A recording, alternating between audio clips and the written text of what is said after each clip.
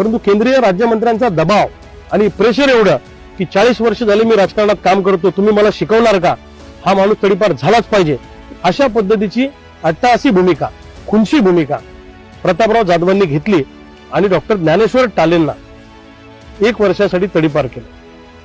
आता यामध्ये हे प्रकरणच तडीपारीच्या व्याख्येमध्ये बसत नाही मुळामध्ये, कारण तडीपारी करायला तुम्ही गुंड पाहिजे, तुम्ही मवाली पाहिजे, दारू विक्रेते पाहिजे, सातत्यानं तुम्ही अशा स्वरूपाचे गुन्हे केलेले पाहिजे।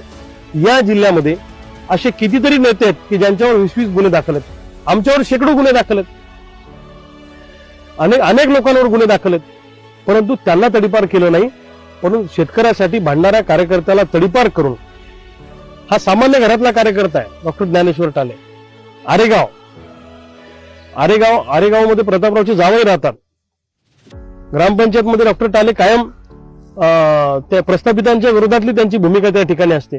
आई वडील शेती करतात, अल्पभूधारक शेतकऱ्याचा पोरगा आहे, अतिशय सामान्य कुटुंबातला आहे, आणि अशा परिस्थितीमध्ये अशा गरीब कार्यकर्त्याला तडीपार करून प्रतापरावांना कुठला आनंद मिळत असेल, हा प्रश्न मला त्यांना विचारायचा आहे। ज्या दिवशी डॉक्टर टाले तडीपार झाले त्या दिवशी तर प्रतापरावांनी पार्टीच केली असेल।